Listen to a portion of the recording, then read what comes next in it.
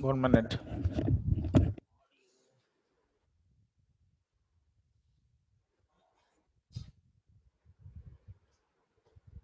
Good morning, sir.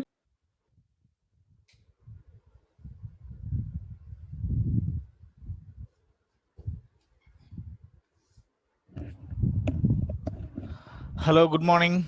Good morning, students. Kefri, Aro, Paul, Manigandan. Good morning, everyone. Adi Jeevanan, Ashraf Satika, Sri Devan, Sai Kasi Raja. Welcome, everyone. How did you write examination, pre-midterm examination, our subject? After exam, this is first day. I'm talking to you. Sendil, good morning.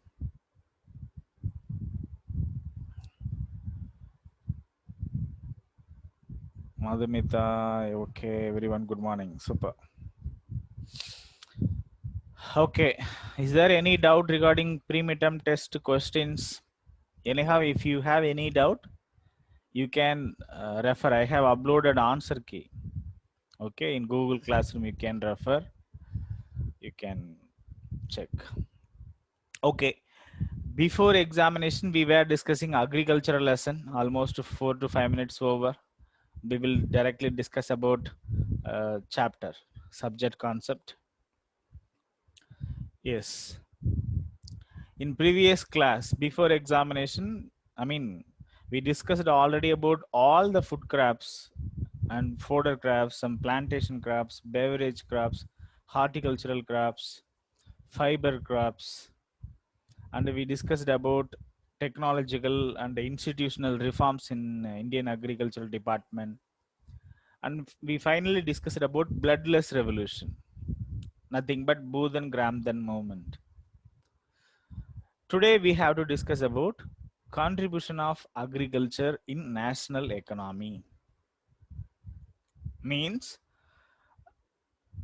first, what do you mean by economy? Economy means, what comes to your mind? Word meaning of economy. Anyone? In our own words, relaxedly we will discuss. Hello students, just chat or talk to me. Economy, synonyms. Soundrin Veronica, good. Money, fund, yes. Still any other words? It's right. Even though still you have any other words for economy, economics.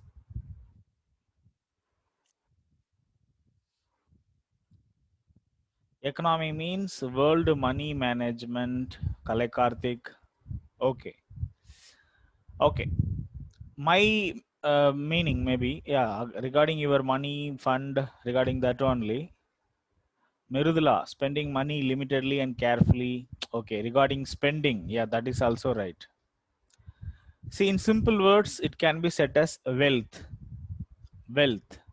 Again, what is wealth? See, some people are wealthy people.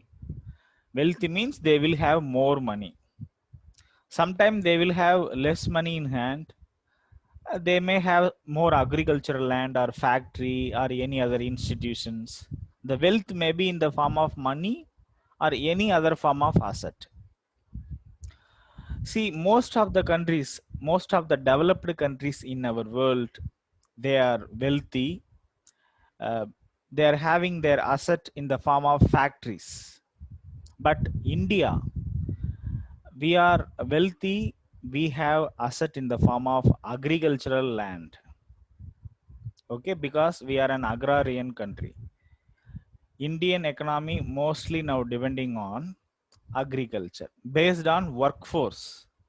But when it comes to money, income, yearly income, Indian economy is based on service sector. While discussing next lesson, sectors of Indian economy, economic second chapter, regarding that we will discuss.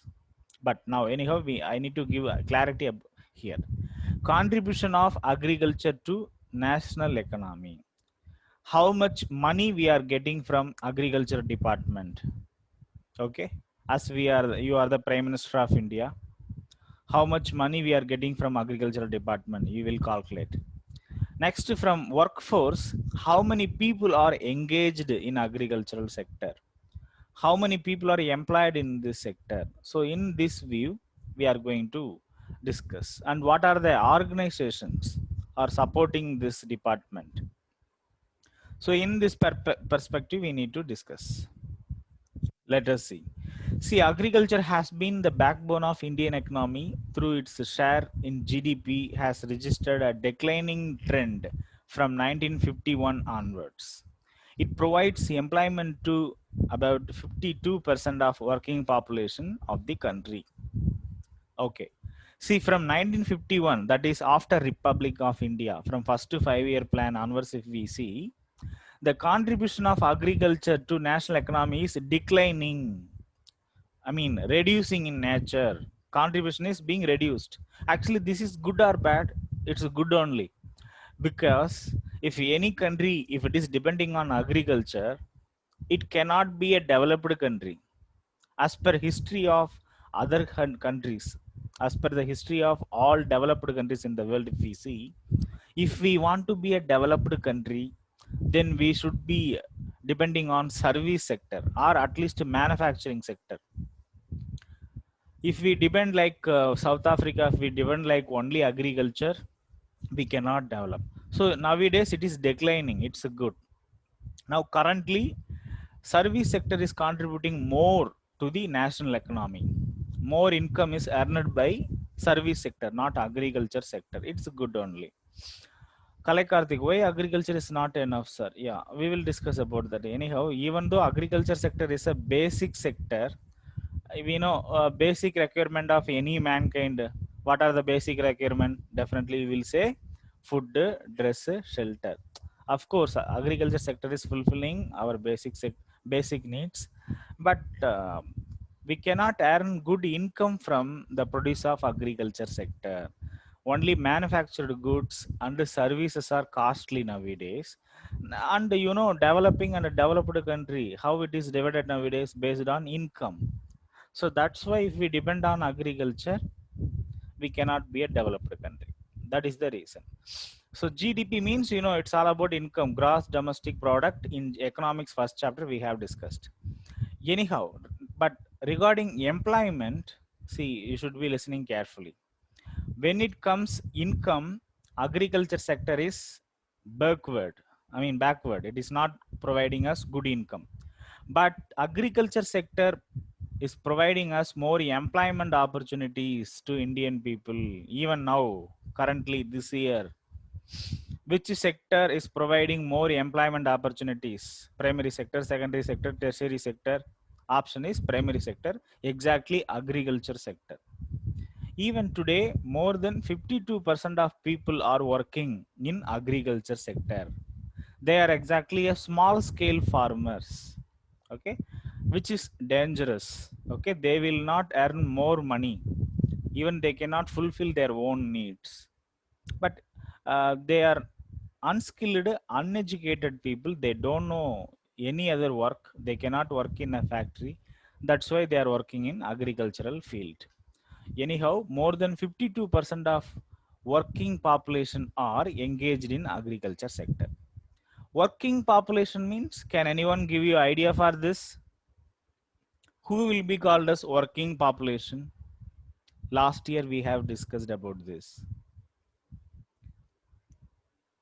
Working people, that's what. Okay, still exactly. Say me the age group. From which age to which age? We will call them as a working population. Based on age only, we will divide the population into two groups. One is working population, another one is dependent population. Dependent population means people aged between 0 to 14 and above 65. Working population means people aged between 15 to 59. Okay. Okay, in some textbook we have studied even 15 to 64 also, but now you keep it in mind 15 to 59. Okay, but in some cases I agree 15 to 64, they are considered as working population, working age group. After that they will be considered as a retired people. Okay, from age group point of view, we keep it in mind, 15 to 59. Okay. Next, it contributes to more than 10% in GDP. It's a data. Okay. Agriculture sector contributes more than 10% in GDP, but service sector contributes more than 30%. Anyhow, here agriculture sector contributes 10% of national income. Okay. It provides new raw materials to industries. Yeah, this point is very important. Okay. Even though manufacturing industries and service sector industries are providing more income to us, those manufacturing and service sector industries are depending on agriculture sector because they are obtaining raw materials from agriculture sector. Next, it is a major consumer sector like secondary and tertiary sector. Okay, just again supporting point for a third point. It is a major consumer of sectors like secondary and tertiary. What is the meaning here?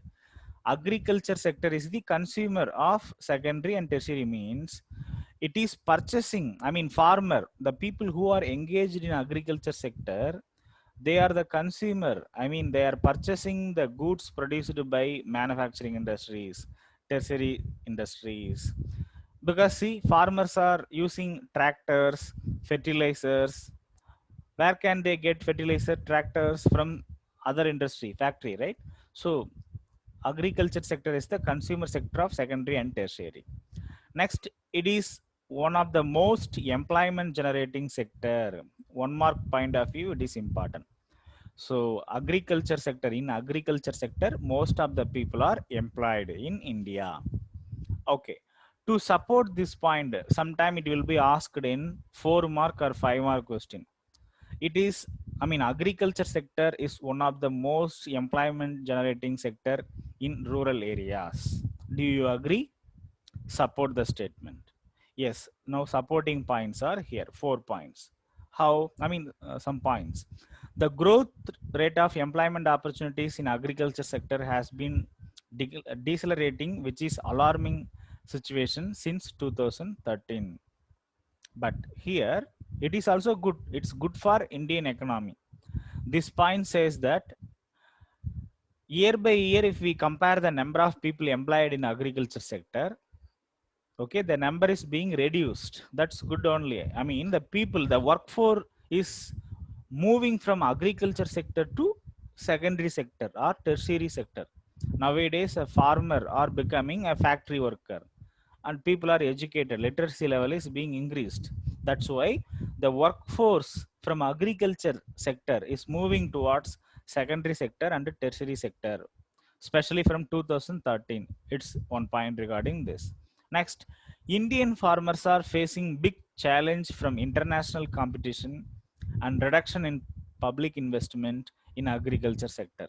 I mean some issues faced by agriculture sector, this point.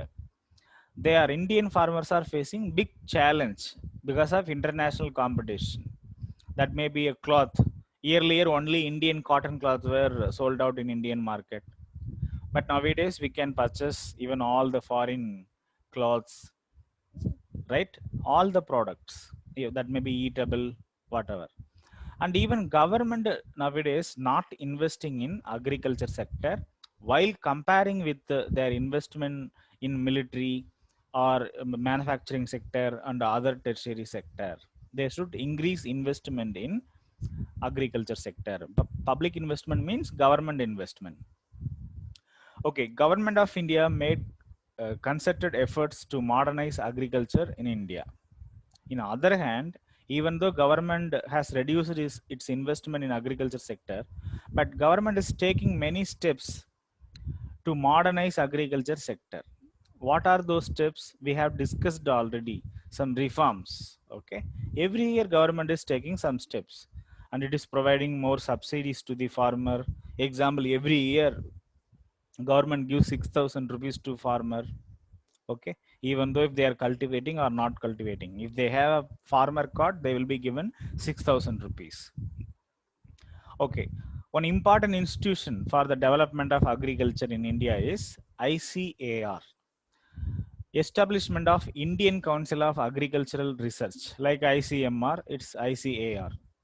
Okay, it agricultural universities, veterinary services, animal breeding centers, horticultural development, research development in the field of meteorology and weather forecast were given priority for improving Indian agriculture.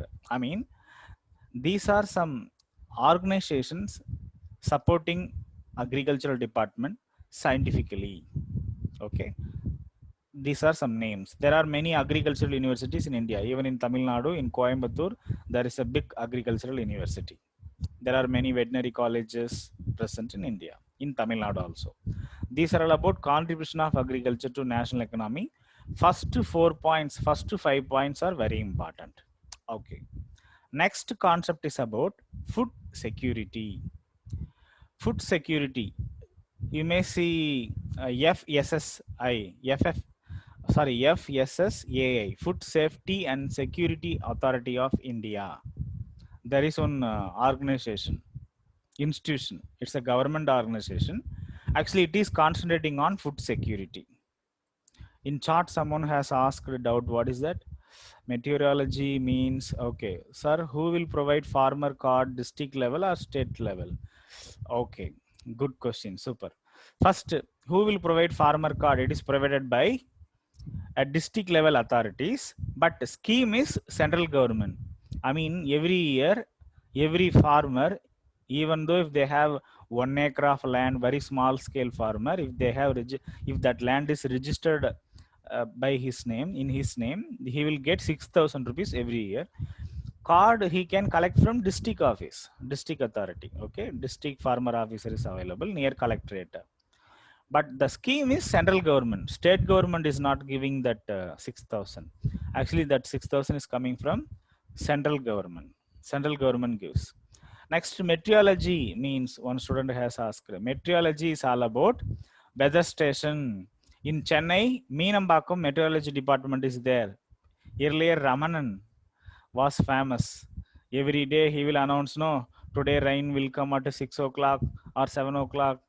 Next week cyclone may form. So meteorology department is weather broadcasting department. It will broadcast, I mean, it will provide us information regarding weather and climate every day.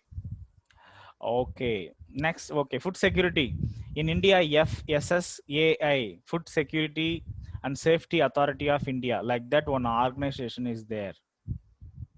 Another one organization is there, that is Food Corporation of India.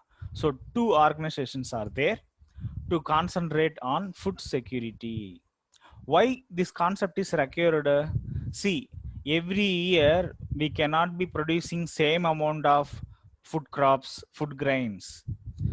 Some year we may face some water scarcity. We cannot produce a good amount of food grains, I mean, during the time of famine.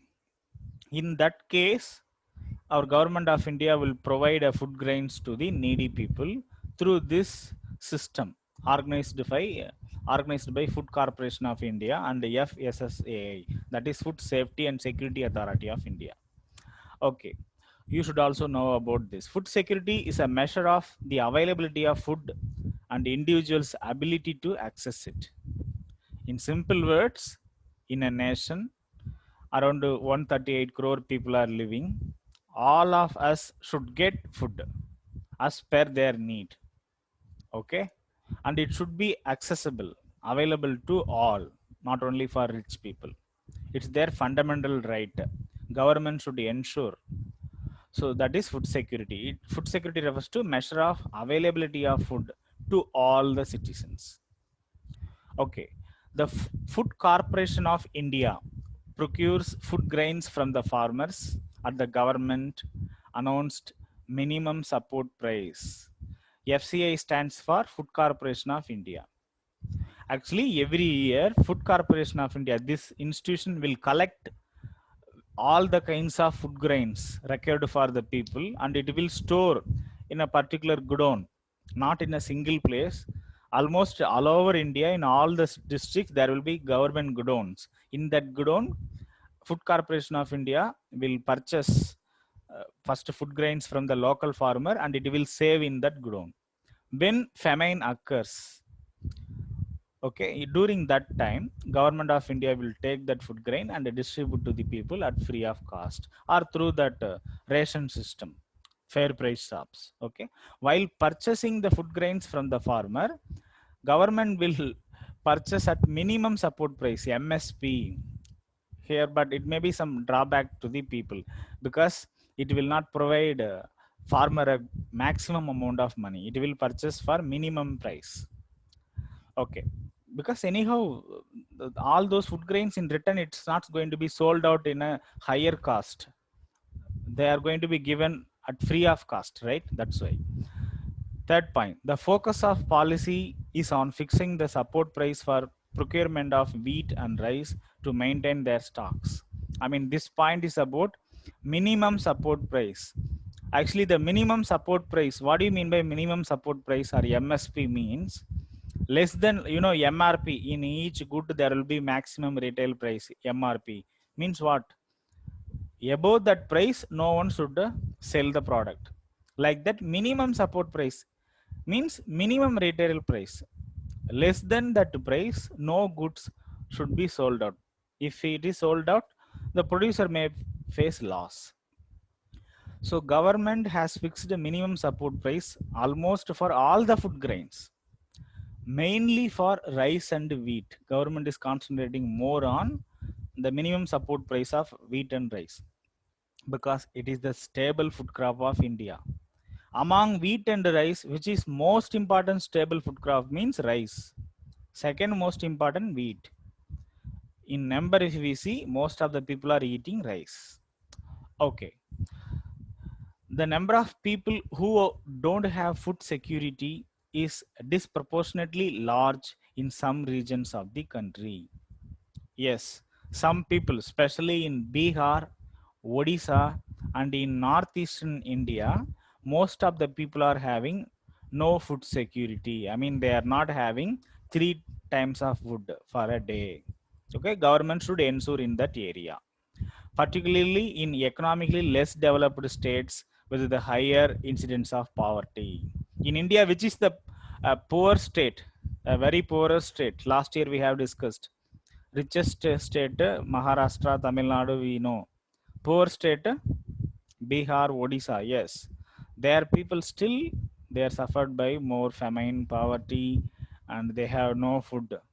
Okay.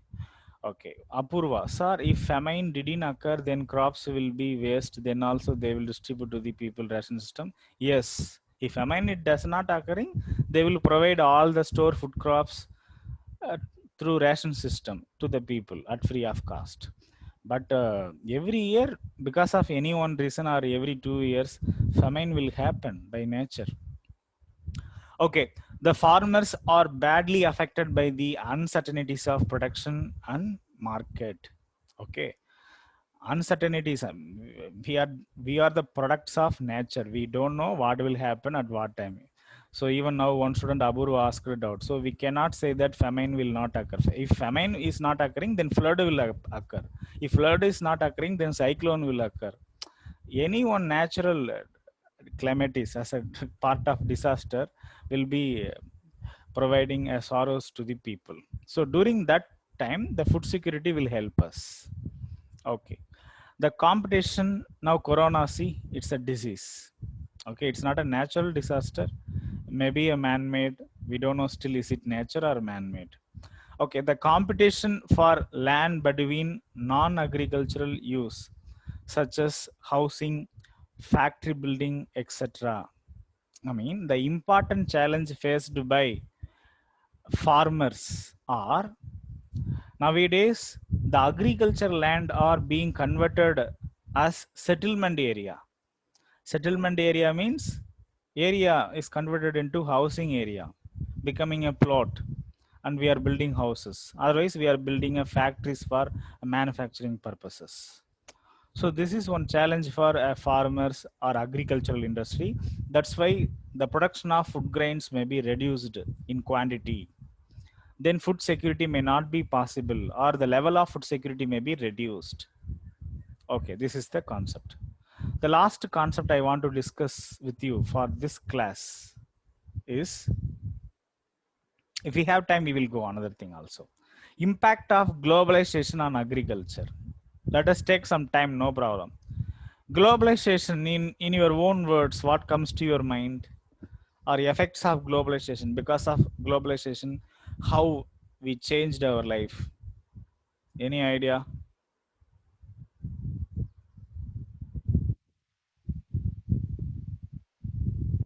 Globalization means what comes?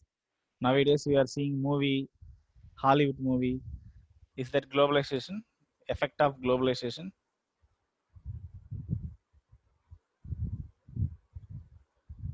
Anyone?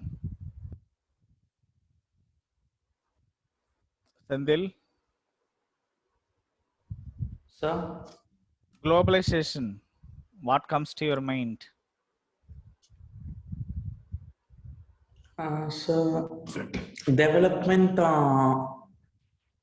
and improvement of the world. Okay. Development and improvement of the world. Okay, thank you. Still any other student? Apurva, Shalva? I'm only talking. That's why I want to hear your voice. Soundri Veronica. Globalization. Impact of globalization on agriculture. Okay, no issues. Regarding this, we will discuss in economics fourth chapter. There is a separate chapter named itself as globalization. No problem. See, now globalization means nowadays, see, in our whole world, 194 countries are there. All these 194 countries are now considered as a single village, a single city, not even a single country. Okay, even though politically we have a border, we have military personnel at the border of each country, but lifestyle of people, it's looking like living in a same city. Okay, the whole world become a single entity. The word meaning for globalization is it's all about integration of domestic economy with the economy of rest of the world. I mean, each country has its own economy, each country has its own wealth. India is rich in agricultural products. UAE, Arabian countries are rich in oil products. Maybe USA may be rich in steel products. Okay, but because of globalization, all the countries became rich in all the products, because countries are sharing their produced goods and services, technologies, and citizen from one country can buy the product of another country easily through internet. He don't want to go. And the most important feature of globalization is cost of good, a cost price of one good will be same around the world. Okay, if you are purchasing one car, whatever the new car, BMW or any car, the cost will be same even if you are buying in USA or India. But exchange, because of exchange rate, Indian rupee, maybe the value of Indian rupee will be very lesser than US dollar. That's why, because of that exchange system, the cost may differ. It will be looking like the cost is different, but if we calculate in US dollar, it will be same around the world. That is most important feature of globalization. Now, how it this system impacted agriculture? In simple word, it affected us badly. Okay, Indian farmers are facing loss because of impact of globalization. Because foreign products will be sold out in our market, our Indian consumer will give more preference to foreign products. We will neglect Indian products by nature. Of course, we cannot scold them. Foreign products are qualitative in nature, so we should go for that. Okay, impact of globalization on agriculture. Globalization is not a new phenomenon. Yes, because it is existing from the beginning of 19th century. In India, it is existing from 1991. We will discuss about that later. From 1991, because of the introduction of new economic policy 1991, globalization concept introduced. along with the concept of liberalization and privatization. We will discuss about that later. See, it was there at the time of colonization. Colonization, what do you mean by colonization? If one country is controlled by another country's government, then it will be called as colonization. Even India was a colony under British, you know. So even in that time, the concept of globalization was there. The people were buying the products of British people and French people. And it is continuing till today. Indians spices are being exported from India. See, globalization may lead to two processes. One process, we will import more. In another hand, we will export more goods to other countries. But that may be any country.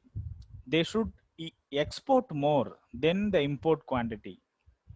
If they are doing so, that will be considered as a favorable trade, and it is good for their economy. But when we consider India, we are importing more than the export. We are exporting only less number of goods, but we are importing more foreign goods. That is bad. Mainly we are exporting Indian spices, groceries, and even we are also exporting some petrol goods and some agricultural goods. At the end of this lesson, we will discuss about that also. Cotton textile industry in Manchester and Liverpool flourished due to availability of good quality cotton from India. Manchester and all, what? They are cities in European countries, Liverpool and Manchester. Okay. But using that name, we call, which is the Manchester of India? Mumbai, we will say. Manchester of Tamil Nadu, anyone? Which city is considered as Manchester of Tamil Nadu? Anyone? Coimbatore. Okay, why? Manchester means what? It is the city in Europe. They are good at the production of cotton, and they are earning more money. They are generating more income because of the cotton based goods. In India, similar to Manchester city, Mumbai is producing more income by cotton, and in Tamil Nadu, Coimbatore city is producing more income because of cloths. Okay, Tirupur, Coimbatore, they are famous in Tamil Nadu. Now, recently, Coimbatore, Tamil Nadu people, they are arguing for separate state. You know, Kongu Nadu. Students, you are listening to me now. Yes, sir. Okay, thank you. Yes. Now, another one point regarding the impact of globalization. Chamberlain movement.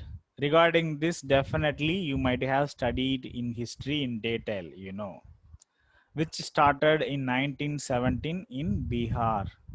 Maybe some data will be different from history to here. I mean, you might have studied like a cake. Okay. Chamberlain movement took place in Bihar. Okay. Now, this was started because of farmers of that region were forced to grow indigo on their land.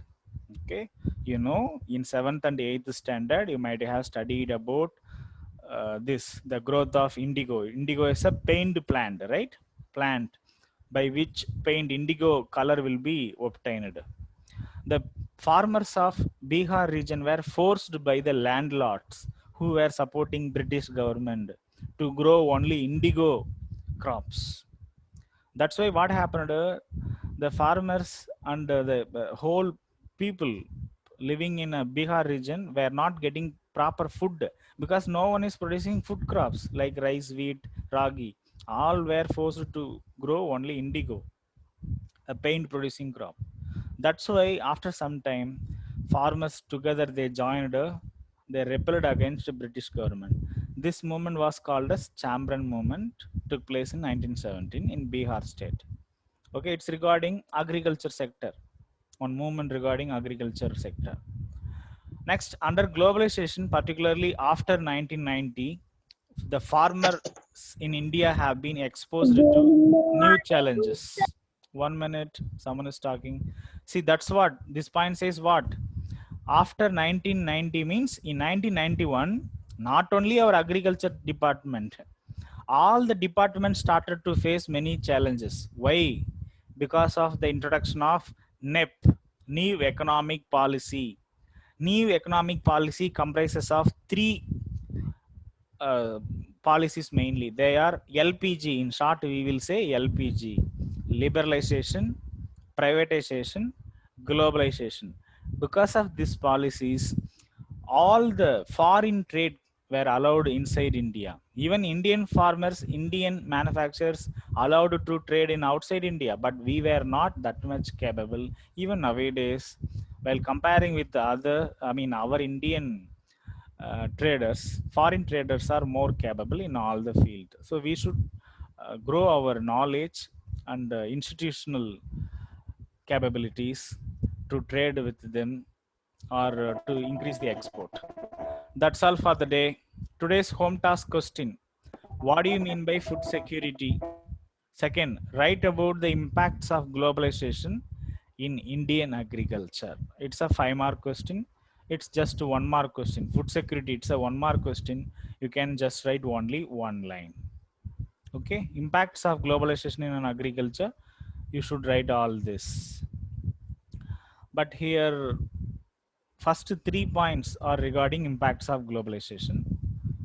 That's enough. You don't want to write about Chamberlain movement, that and all. And apart from this, if you have any your general point, anything, if anything comes to your mind, you can write that. Okay, in chart, uh, is anyone asking in chart? No chart. Okay, do you have any questions? Okay, complete this home task questions. Thank you. Thank you for the day. Thank you, sir. Thank you, Shalva. Thank you, sir. Yes. Yes, Mridula, 2-3 points enough.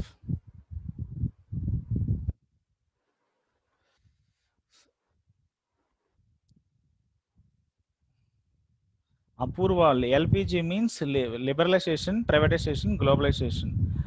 And Sendil, Mumbai or Ahmedabad? Mumbai is the Manchester of India because of the presence of Ahmedabad. But Mumbai is the answer. Manchester of India. Sendil has asked. Thank you. Okay.